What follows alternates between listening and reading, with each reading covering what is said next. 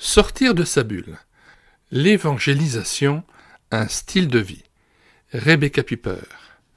Ouvrage de 2015. Nous lisons la 4e de couverture. Sortir de sa bulle est un message pour notre temps. Les chrétiens d'Occident se rendent compte aujourd'hui qu'il est complètement utopique de s'asseoir sur sa chaise d'église en attendant que les gens entrent pour découvrir Jésus-Christ. Becky Piper, avec son style et l'humour qui la caractérise, nous montre le chemin inverse. C'est à nous de sortir pour rencontrer l'autre dans son monde à lui. En parlant de sa propre expérience, souvent hilarante, parfois émouvante, elle nous donne envie de la suivre. Jeanne Maire, Wycliffe Suisse, membre du conseil de l'Institut biblique et missionnaire Emmaüs Saint-Léger. Becky Piper insuffle une nouvelle fraîcheur au mot évangélisation.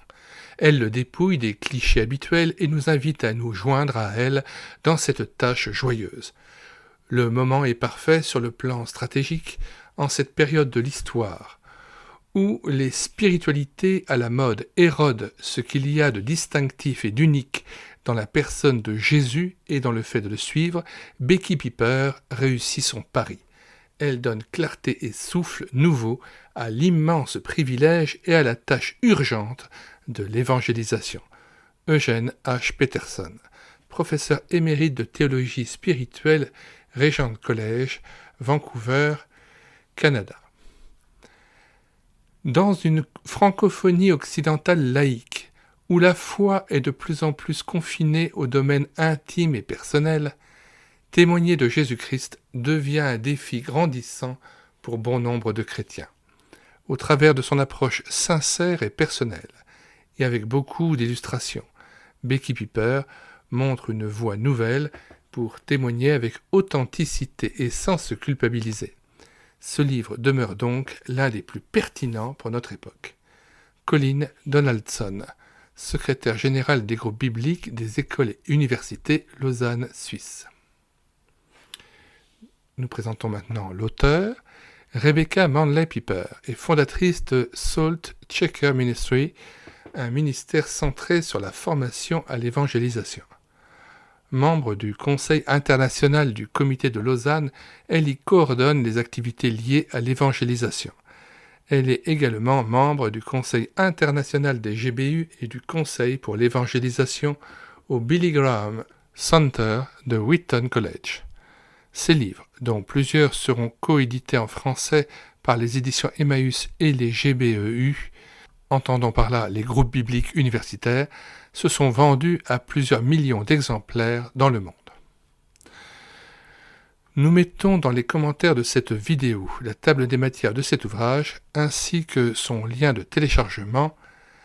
Le téléchargement se fera à partir du site internet médiathèque-chrétienne.fr, site destiné à la réédition numérique des ouvrages chrétiens épuisés et non réédités, comme l'est cet ouvrage.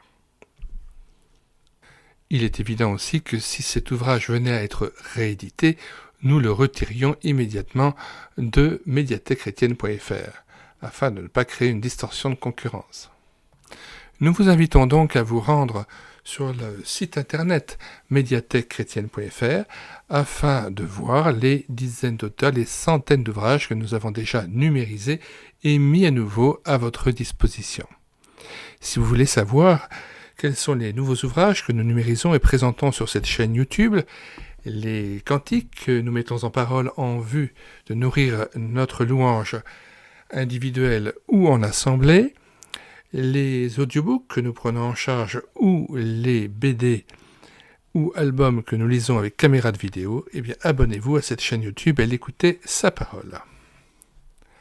Que le Seigneur nous donne donc ce zèle renouvelé pour annoncer son évangile et proclamer la bonne nouvelle du Christ. Mais avant de nous quitter et de nous saluer, je voudrais lire quand même la fin de l'introduction de cet ouvrage par Rebecca Piper. Ce que j'ai écrit en 1979 demeure vrai. Je reste convaincu que nos actions dans le domaine de l'évangélisation demeurent inefficaces si nous misons seulement sur les techniques et les stratégies. L'évangélisation est presque devenue une affaire de marketing. Je suis convaincu que nous devons prendre pour modèle Jésus, autant pour la manière dont il nous appelle à vivre que pour la façon d'entrer en relation avec les autres pour leur présenter l'Évangile. Cette conviction est le fil conducteur de ce livre, tant sur le fond que sur la forme. Je formule le souhait et je prie que les lecteurs de ce livre entrent dans la liberté d'être vraiment le sel de la terre et la lumière du monde, de véritables témoins de Jésus-Christ, porteurs de guérison et d'espoir dans ce monde brisé. Sur ces paroles pleines de grâce et de sel, effectivement, nous vous disons au revoir et à bientôt.